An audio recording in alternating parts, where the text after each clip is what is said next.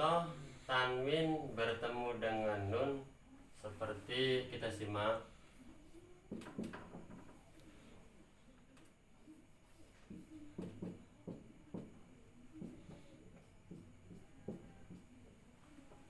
Yauman nakhirah.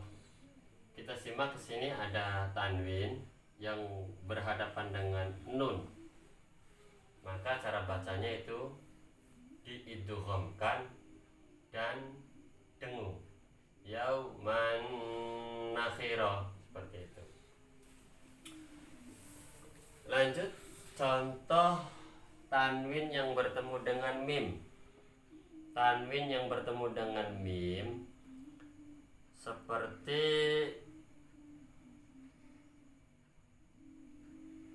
suhufam mutahharah. Kita simak ke sini.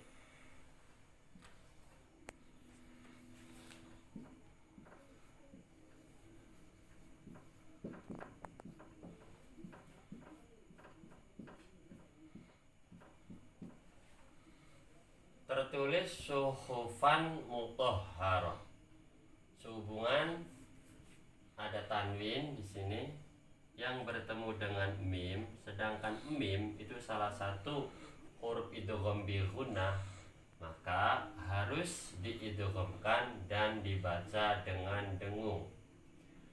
Cara bacanya suhufam mutahharah. Seperti itu cara bacanya. Lanjut ya. Contoh tanwin yang bertemu dengan wawu. Bertemu dengan wawu seperti contoh, kita simak ke sini.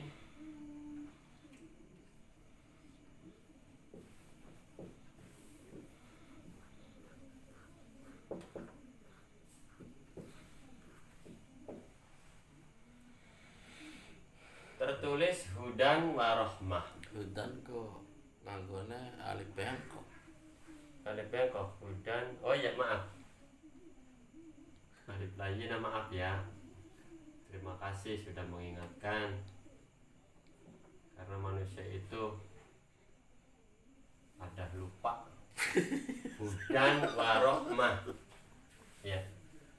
Hudan warahmah, ya. Ini alif layinah pakainya ya, tidak pakai alif berdiri. Hudan warahmah tulisannya. Nah, seperti biasa kita perhatikan terdapat tanwin yang bertemu dengan wawu. Kalau ini mah tambahan ya. Maka harus diidghamkan, artinya disatukan tanwin dengan wawu dan dibaca dengan dengung. Hudau warahmah. Seperti itu. Nah, itulah keterangan-keterangan tentang idgham bi gunnah. Mudah-mudahan dapat kita pahami, dapat kita pelajari, dan dapat kita amalkan sewaktu kita nanti waktu membaca Al-Quran. Seperti itu. Nah, sekarang kita pelajari tentang idgham yang kedua. Nah, ini hukum nun mati dan tanwin. Yang pertama idhar, sudah ya, pada part 2 itu sudah diterangkan idhar. Kemudian hukum nun mati dan tanwin yang kedua idgham bi gunnah. Selanjutnya hukum nun mati dan tanwin yang ketiganya masih idgham ya. Tapi idgham di sini bila gunnah. Bila gunnah. Berbeda dengan bi gunnah. Kalau bi gunnah itu dibaca dengan dengung ya, disertai dengung. Kalau bila gunnah itu tanpa dengung ya, tanpa dengung. Idgham itu menyatukan dua huruf disatukan, sedangkan bila gunnah dibaca tanpa dengung. Punya huruf berapa? Ada 2, lam dan ro saja. Lam dan ro saja. Jadi apabila ada nun mati atau tanwin bertemu lam atau bertemu dengan ro, maka wajib diidghamkan dengan tanpa dengung. Seperti contoh nun mati ya, contoh nun mati yang bertemu dengan lam, kita simak para pemirsa. Ya, pelan-pelan kita simak di sini. Nah, kita perhatikan di sini tertulis min ladunhu. Sehubungan nun mati itu berhadapan dengan lam. Sedangkan lam itu salah satu huruf dari idgham bila gunnah. Maka harus diidghamkan dengan tanpa dengung. Cara bacanya mil ladunhu. Idgham artinya nun yang sukun ini disatukan dengan lam. Seakan-akan nun itu ditelan oleh lam. Jadi suara nun itu tidak tampak, tidak terdengar, ya. Yang tampak itu suara lamnya, ya. Jadi cara bacanya mil ladunhu seperti itu. Tidak boleh dibaca min ladunhu atau tidak boleh dibaca mil ladunhu, tidak boleh. Harus tanpa dengung. Cara bacanya mil ladunhu. Kalau pada Al-Qur'an itu dikasih tasdid di sininya. Untuk apa tasdid yang ada di atas lam ini? Demi untuk kehati-hatian, ya. Untuk kehati-hatian agar jangan sampai salah baca seperti itu. Dan sebagian Al-Qur'an ya tanpa tasdid di sini, ya, seperti Quran cetakan Kudus itu tanpa tasdid di sini.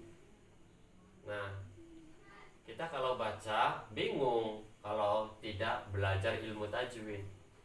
Ya, kalau kita sudah tahu tentang hukumnya, maka kita akan mudah cara bacanya.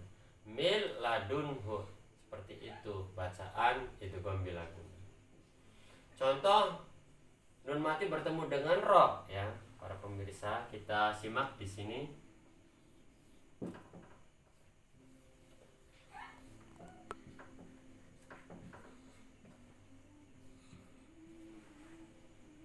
Kita perhatikan tertulis di sini min rabbihim. Tapi cara bacanya harus diidghamkan karena nun sukun bertemu dengan ro. Hukumnya harus diidghamkan, artinya disatukan nun dengan ro-nya. Dan cara bacanya tanpa dengung bila gunnah. Cara bacanya mir rabbihim. Mir rabbihim. Tidak boleh min rabbihim atau mir rabbihim, seperti itu tidak boleh. Harus tanpa dengung, diidghamkan tanpa dengung. Mir rabbihim. Seperti itu. Mudah-mudahan bisa dipelajari dan bisa diamalkan. Selanjutnya kita ambil contoh tanwinnya, ya, tanwin yang bertemu dengan lam. Seperti kita simak ke sini. Kita ambil contoh yang mudah saja, ya.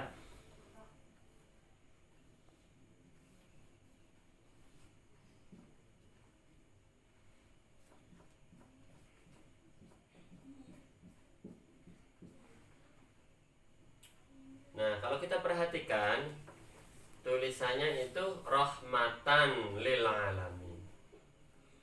Karena coba kita perhatikan, ada tanwin di sini, ya, ada tanwin, tanwan, tanwin, tanwun. Pada ilmu tajwid ketiganya disebut tanwin. Ada tanwin bertemu dengan lam, ya. Jika ada tanwin bertemu dengan lam, maka harus diidghamkan yang tanpa dengung. Cara bacanya rahmatal lil alamin, seperti itu. Tidak boleh dibaca rahmatan atau rahmatal, tidak boleh.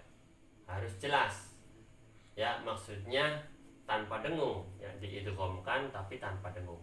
Rahmatal lil alamin.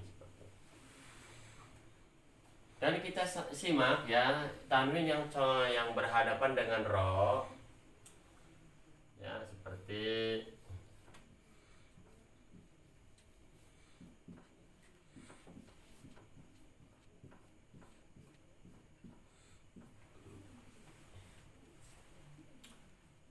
ada tanwin di sini ya, ro itu menyandang tanwin.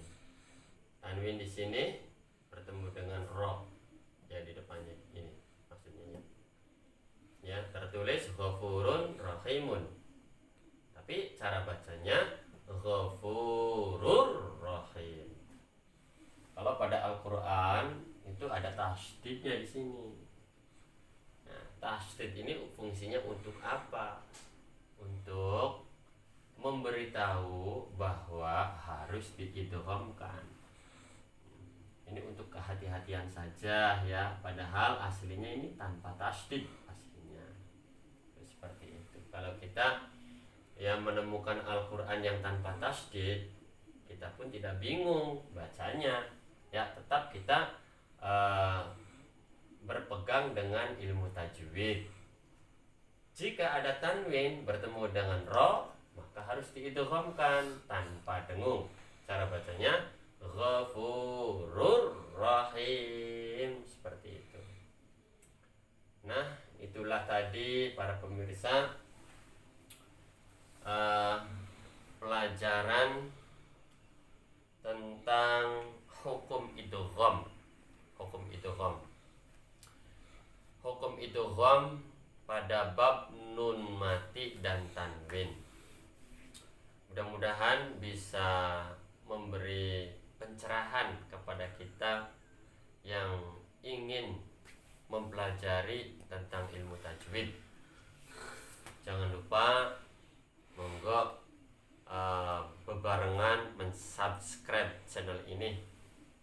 Mudah-mudahan dengan kita mensubscribe channel ini kita semua mendapatkan keberkahan, panjang umur, sehat walafiat, banyak rezeki.